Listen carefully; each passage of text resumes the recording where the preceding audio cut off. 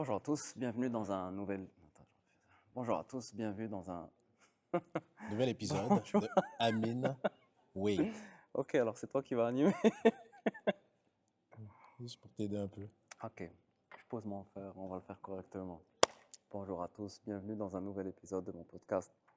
Aujourd'hui, on change un peu de cadre. C'est pas quelqu'un qui est avec moi dans Accélération, mais c'est plutôt quelqu'un qui est venu nous donner un cours lors du programme Accélération. C'est aussi quelqu'un qui a été incubé au Syntec, qui est passé par le chemin, mais il y a plusieurs années. Enfin, plusieurs années, je ne sais pas, on va en parler. Alors, j'ai vraiment le plaisir de vous présenter Ralph. Merci Amine. Ouais, c'est un plaisir d'être là avec toi aujourd'hui. Oui, effectivement, j'ai été incubé au Santec, c'était en août 2023. Donc, j'ai fait le programme de 3 mois. Et puis, pour moi, ça a été une belle expérience qui a eu des hauts et des bas parce qu'on se fait vraiment challenger à travers toute l'expérience.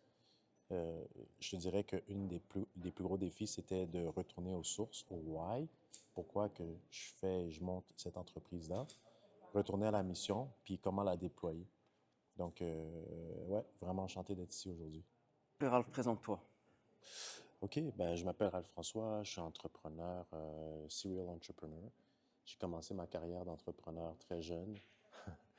J'étais au collège et il y avait beaucoup d'élèves qui décidaient de ne pas vendre leurs livres à la fin de l'école parce que leurs parents étaient assez riches. Et je leur disais, ah, donnez-les-moi.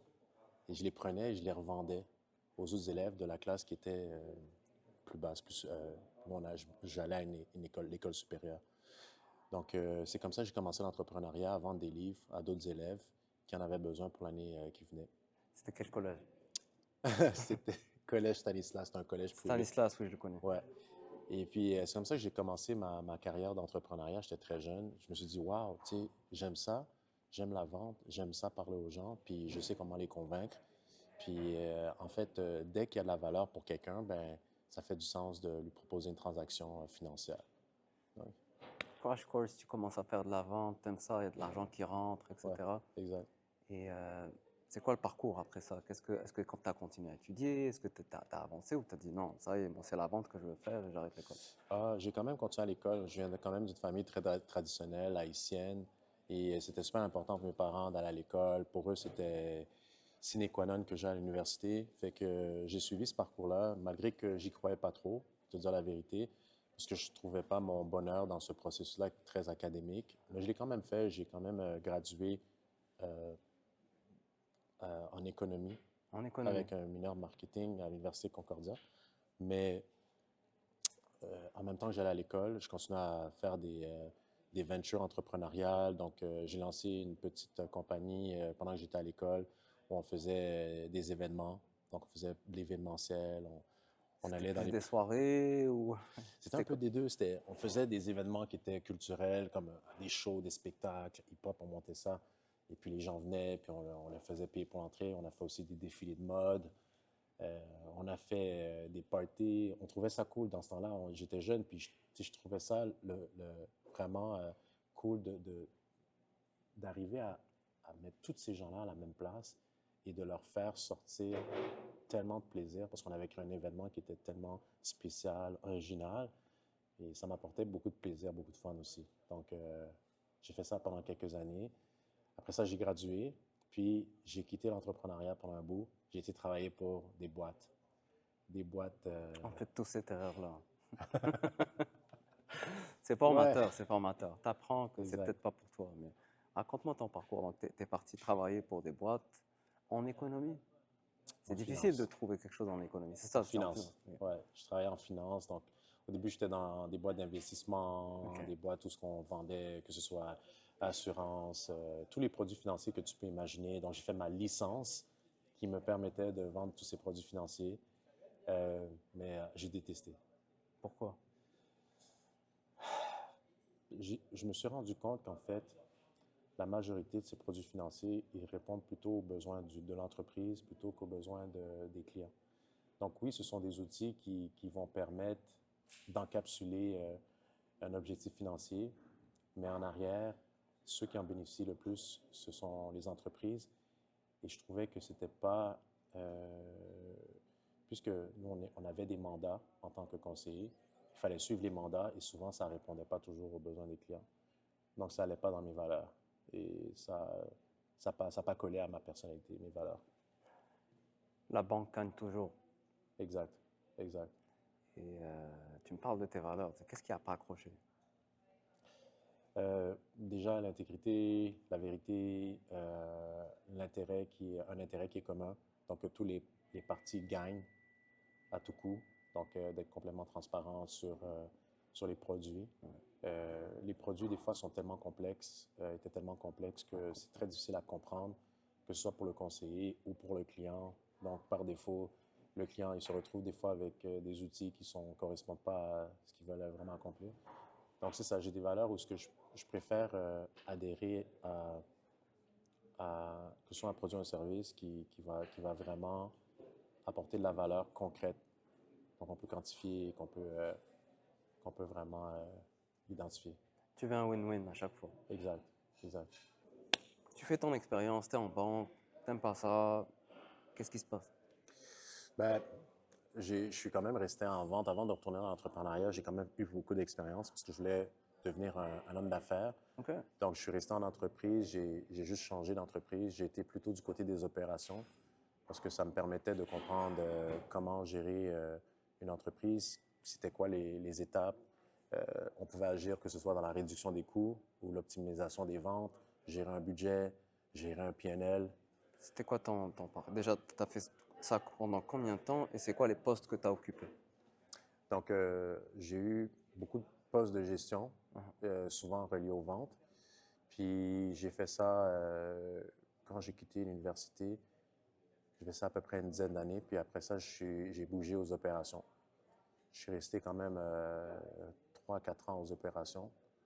Puis quand je suis arrivé aux opérations, j'ai eu beaucoup de plaisir parce que là, j'ai vraiment vu à quoi ça ressemblait, tous les départements d'une business, comment elles affectaient, elles jouaient l'une avec l'autre, donc la gestion de budget. Puis finalement, je me suis retrouvé en recrutement parce qu'un ami m'a dit, hey, tu aurais vraiment beaucoup de plaisir, tu aimes ça parler aux gens, tu aimes ça communiquer, écouter aussi. Puis je me suis retrouvé en recrutement dans une grande boîte internationale et j'ai commencé à faire du recrutement, puis j'ai vraiment aimé ça parce que j'avais un impact sur la vie des gens, je changeais leur vie. J'ai encore des gens à qui j'ai trouvé l'emploi aujourd'hui qui me disent, tu sais, Ralph, tu as changé ma vie, tu m'as trouvé l'emploi de mes rêves, et après ma carrière a décollé. Et c'est drôle parce que je parlais à tellement de monde, puis j'ai tellement aidé de gens, des fois, je me souviens même plus des gens. Et ils viennent me voir, ils me disent, hey, Ralph, je dis, ouais. Fais semblant de connaître la personne, tu vois, Ouais, faut pas. puis il dit, ouais, t'as changé ma vie et tout. Je dis, mais tu sais, c'était notre métier aussi, c'est ça qu'on faisait, tu sais. Ouais. Nous, c'était pas, c'était comme, OK, je sais qui tu es maintenant. Pour nous, c'est ça qu'on aimait. Je sais qui tu es, je sais ce que tu recherches. OK, c'est où est-ce que je vais trouver ce poste qui convient à toi et qui va t'aider à À propulser ta décoller. vie. Ouais. Exact. C'était quoi ton approche? Genre, c'est plutôt de l'écoute. Qu'est-ce qui fait que toi, en tant que recruteur, tu vas être différent d'un autre?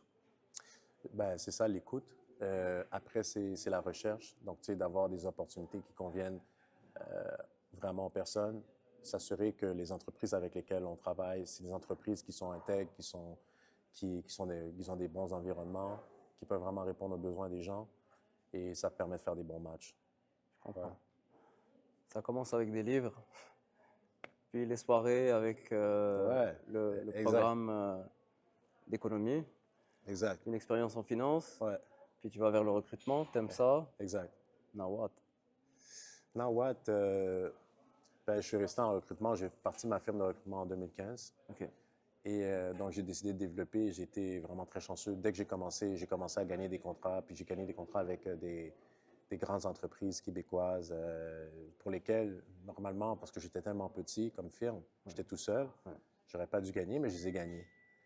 Alors, j'ai eu du succès immédiatement. Et puis, à partir de là, j'ai commencé à avoir des consultants, des gens qui travaillent pour nous. Puis, j'ai grandi la firme de recrutement de 2015 jusqu'à 2020. Et en 2020, j'ai décidé d'investir dans une nouvelle start-up que j'ai fondée. Avant d'aller vers cette entreprise-là, Ouais. ça m'intrigue. Tu dis, tu as gagné des contrats que tu ne devais pas gagner. Explique-nous déjà pourquoi et c'est quoi le process? Que c'est des appels d'offres? Rentre dans Ben, le process. c'est parce que c'est tellement des grandes entreprises et souvent les processus sont quand même assez complexes. C'est rigide. Ouais. Et puis, j'étais une petite compagnie, je n'étais pas connu. Oui, je venais d'une belle boîte, mais en même temps, c'est qui, Ralph? T'es un employé, comment tu vas faire pour livrer le mandat? Et puis, je leur ai dit, écoutez, je vais vous livrer ça. Ils ont décidé de me faire confiance. Effectivement, j'ai livré, puis c'est parti comme ça. Et puis, pourquoi je dis que j'aurais pas dû les avoir? Oui, j'aurais dû les avoir parce que je les ai eus. Mais c'est peut-être qu'au départ, j'aurais peut-être pensé que j'aurais eu des plus petits contrats. Puis c'est drôle, mais ma mère me disait toujours quelque chose qui est resté dans ma tête. Elle me disait toujours, tu sais, malgré que c'est une phrase connue, si tu veux atteindre la lune, vise le soleil, tu sais. Donc, je me suis toujours dit, tu sais quoi, je vais viser des grandes entreprises parce qu'au moins, tu sais, j'aurai des moyennes entreprises. Mais finalement, j'ai eu des grandes entreprises. Bravo. Bravo. Donc, c'est un peu comme ça que ça s'est passé. Est-ce que c'était des systèmes d'appel d'offres ou c'était tu les appelais directement, tu dealais Les avec eux? appeler dans le temps, tu pouvais te présenter dans la compagnie, puis c'est sûr que, tu sais, c'était pas... c'est un peu de la chance parce que, tu sais, j'arrivais puis je me présentais presque comme si je connaissais la personne, puis je disais, ah bonjour, est-ce que je pourrais parler à telle personne? Ouais. Et puis, si j'étais chanceux cette journée-là, ben, la personne sortait de son bureau puis était libre. Mais c'était un peu la loc parce que la personne pouvait être en meeting, je me présentais, peut-être n'était pas disponible, mais je disais, OK, ben, je vais y aller. Là, je mettais mon suit, let's go. Donc, T'as vu être c'était bien habillé parfois et avoir confiance et foncer, ça change tout. exact, Ça exact. change tout. Tu sais, on avait des exemples de Martin Hainaut qui parlait comment il se présentait dans des événements, genre type Coachella et autres. Tu sais, il mettait juste un casque et un whatever, tu sais, un walkie-talkie, puis il rentre. Et, tu sais, tu rentres dans des événements de 2000 pièces sans vraiment que quelqu'un se rende compte. Exact, Ça, aller au culot, ça marche. Franchement, ça marche. exact. Et, euh, et là, tu me dis, tu fais ça, tu as tes contrats, ça va super bien pour toi. Qu'est-ce qui te manquait? Pourquoi tu es allé créer une entreprise? J'étais pas obligé parce que sincèrement, tu sais, des fois, je repense à ça. Ouais, J'aurais pas investi, tu sais, j'allais m'acheter ma Porsche, j'allais m'acheter un bateau, puis j'ai dit, bon, est-ce que ça va vraiment me rendre plaisir? Euh, j'ai envie de partir quelque chose de technologique, je ne m'y connaissais pas tant. ok. Puis j'ai fait le choix d'investir dans une plateforme technologique Pourquoi? parce que, C'est mieux qu'une Porsche. non, aujourd'hui, je dirais la Porsche, c'est plus le fun. Puis j'ai décidé parce que je me suis dit que en ayant la firme de recrutement, c'est limité. C'est-à-dire que je vais toujours devoir être impliqué. Ok. Alors qu'en ayant une entreprise technologique, je vais pouvoir l'automatiser et je vais avoir un produit qui est une plateforme et que je vais pouvoir éventuellement vendre à très gros prix et les gens vont l'utiliser et il va vraiment avoir une valeur pour soit les candidats et les entreprises. Alors que l'entreprise de service que j'avais créée, une fois que j'arrête, c'est fini. Le legacy, c'était une boîte de service.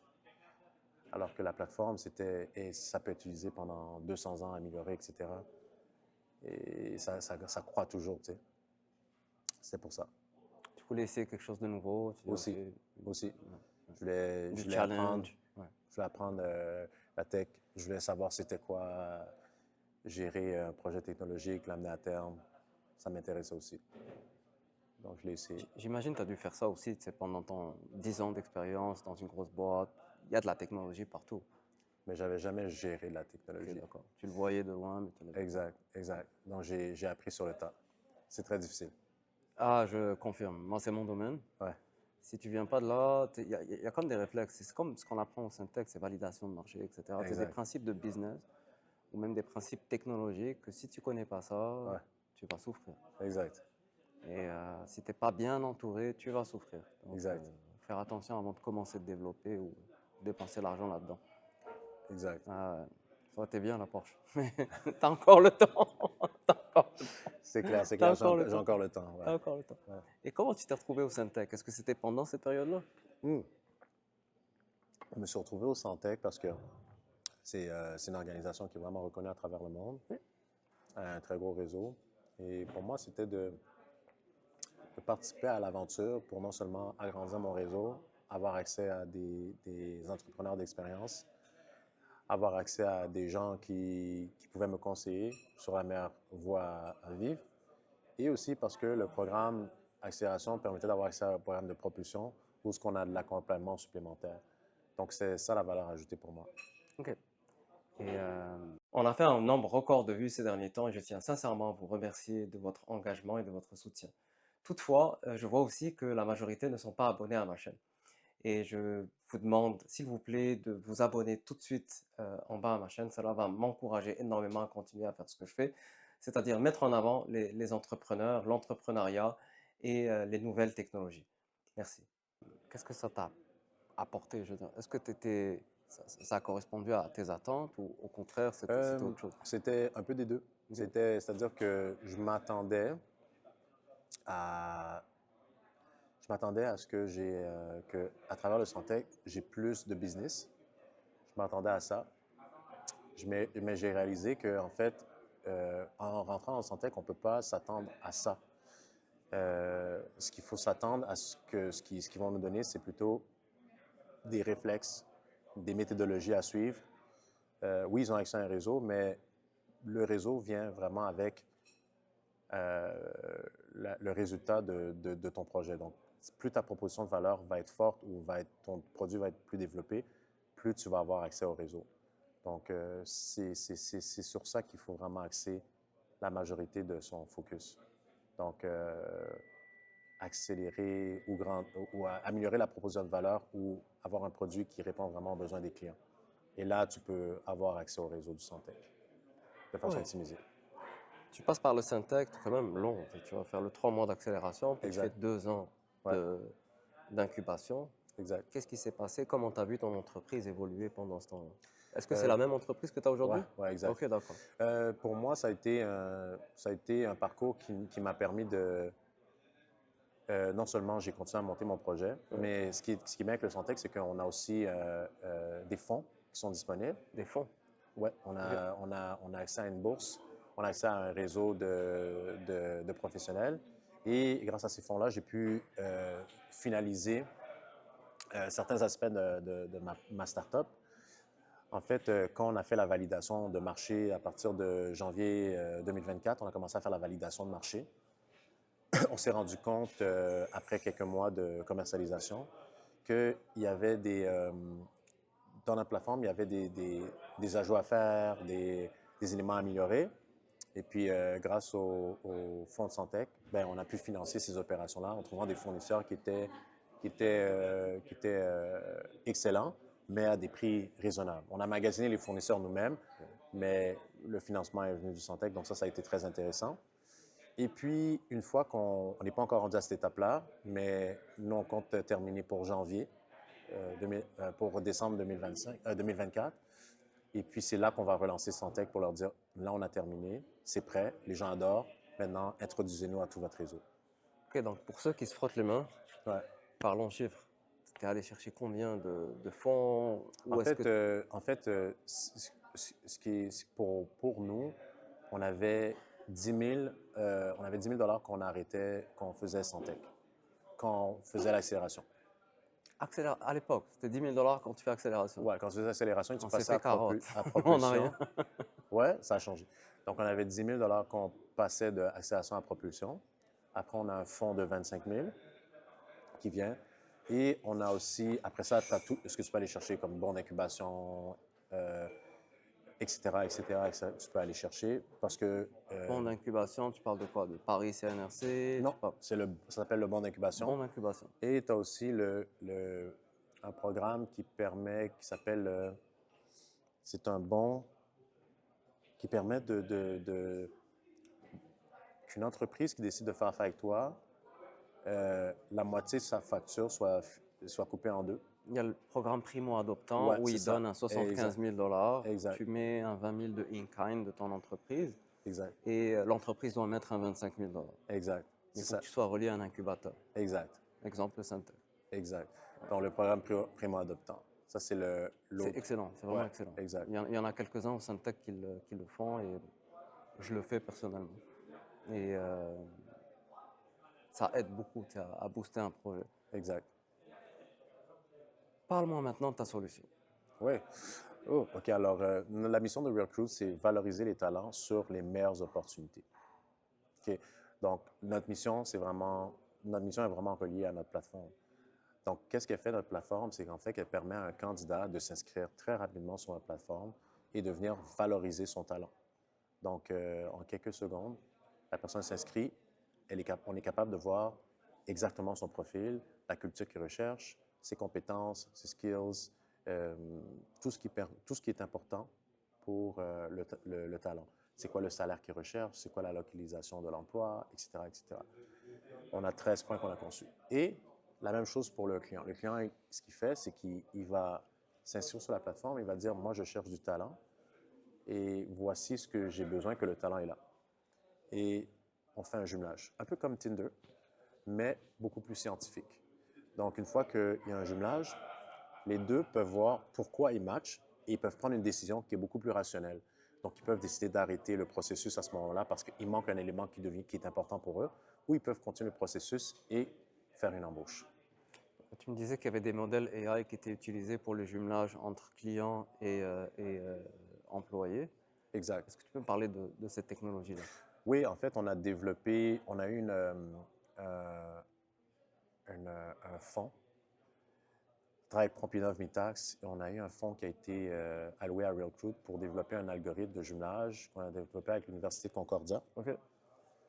Puis cet algorithme de jumelage, qu'est-ce qu'il permet de faire? C'est qu'il permet de jumeler un CV avec une description de poste de façon automatique. C'est un des outils qu'on utilise pour faire un jumelage. Mais on a aussi créé un processus qui nous permet, on l'appelle la table de jumelage.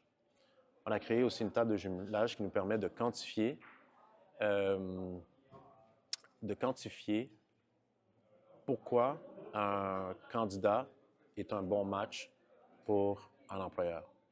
Donc, c'est une combinaison de ces deux éléments-là qui nous permet de faire le jumelage. Si tu prends AngelList, exemple, Ouais. je pense que c'est un compétiteur assez direct, si je ne me trompe pas. Comment tu te différencies par rapport à AngelList? Je ne sais pas si Angelis, leur mission, c'est vraiment ça. Moi, je pense qu'on est vraiment... Notre mission, c'est pas de trouver de l'emploi à des gens, c'est de valoriser le talent sur les meilleures opportunités. Puis pour comment on le fait, c'est que, en fait, si tu...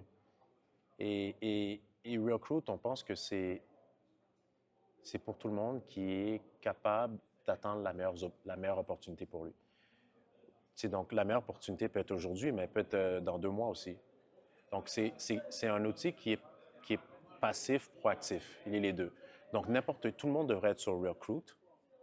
Tous les candidats devraient être sur Recruit parce que ça va leur permettre, un jour, qu'il y ait un flag, ils disent « Et tu sais quoi, Amine, j'ai la meilleure opportunité pour toi, elle est là. » Donc, go. Et aussi, la personne qui est à la recherche d'emploi active, bien, de savoir, est-ce que le marché en ce moment, il y a une opportunité pour moi? Parce que tous les employeurs doivent être sur Recruit aussi. Parce qu'ils vont trouver les meilleures personnes qui sont bien valorisées sur leur talent. Donc, si jamais on veut trouver l'application, tu me dis qu'elle n'est pas encore live. Elle est live, Uh-huh. mais elle sera complète en janvier 2025. Et si on veut retrouver, je mettrai le lien en bas pour la plateforme. Elle est Ouais, déjà live. elle est Les gens déjà peuvent là. déjà s'inscrire. Moi, personnellement, je vais Ouais, les m'inscrire. gens peuvent déjà s'inscrire. Tout ce qu'on va faire maintenant, c'est on va simplifier le processus. Maintenant, s'inscrire, ça prend à peu près 5 minutes, Ok, mais à partir de janvier, ça va prendre quelques secondes.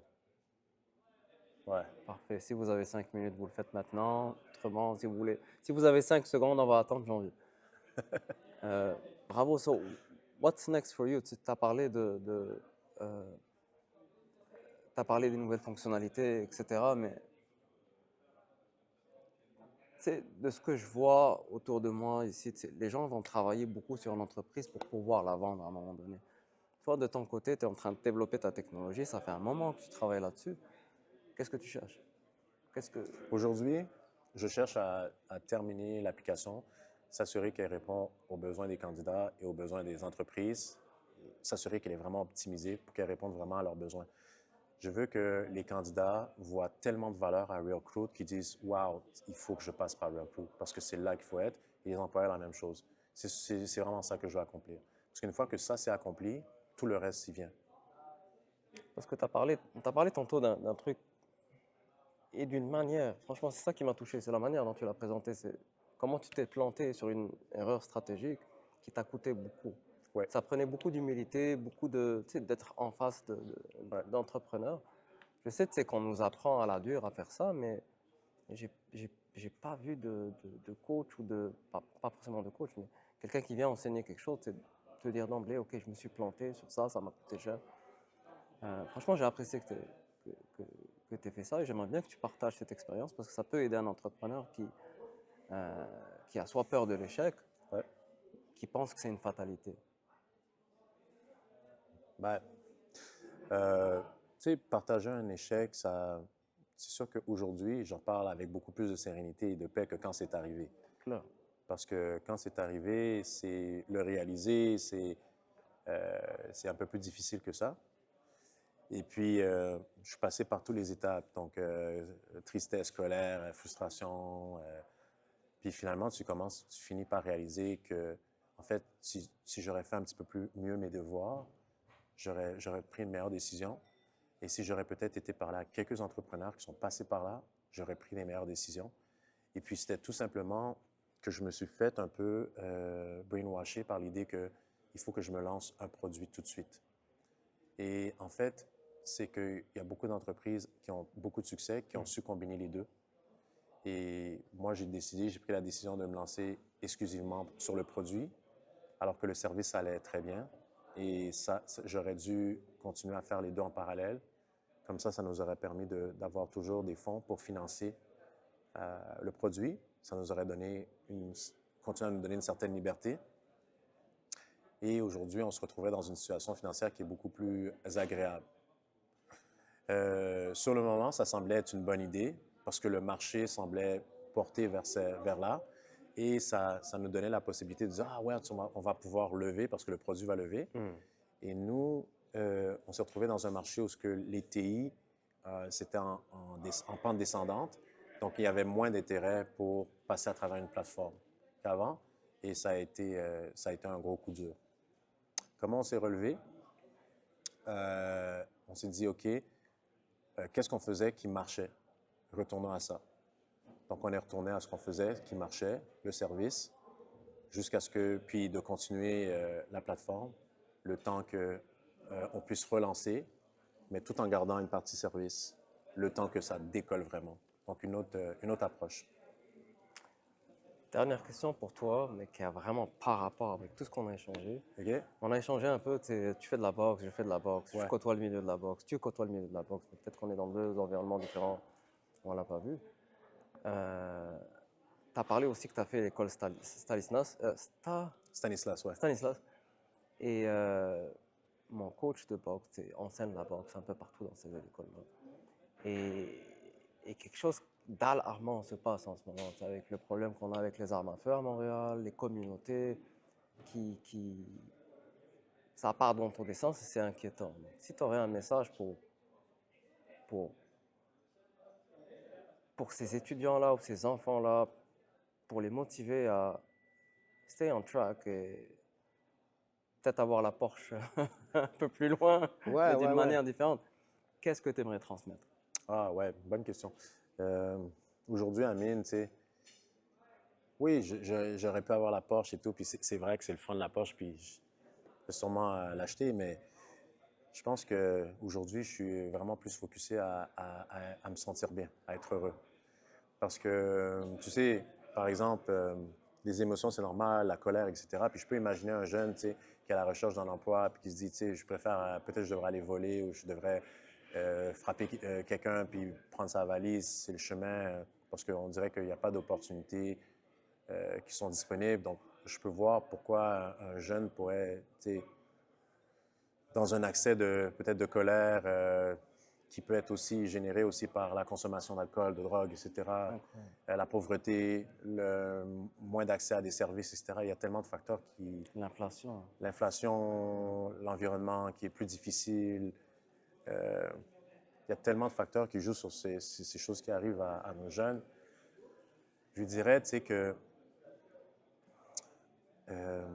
aujourd'hui, puis dans le passé, parce que ça reste vrai pour moi, collez-vous à des gens qui sont bien avec eux-mêmes.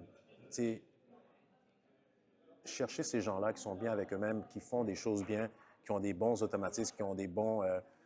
parce que, ultimement, ça va vous aider à vous trouver aussi votre propre vous, où est-ce que vous allez être heureux. Je fais très attention à mes fréquentations. Je fais du sport.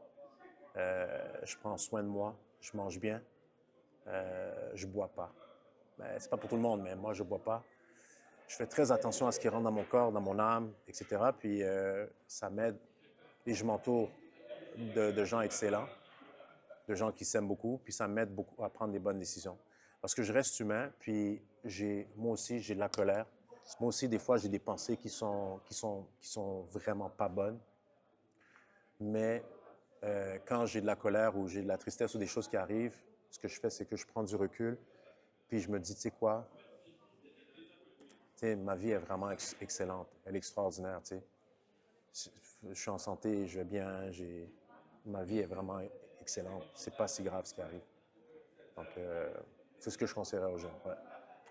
Merci beaucoup pour ton temps, c'était super agréable. Je te souhaite beaucoup de succès dans ce que tu fais. Je vais mettre en lien les liens vers ton entreprise et ce que tu fais. J'espère vraiment que ça va décoller. Merci beaucoup, Amine. C'est un plaisir. Plaisir.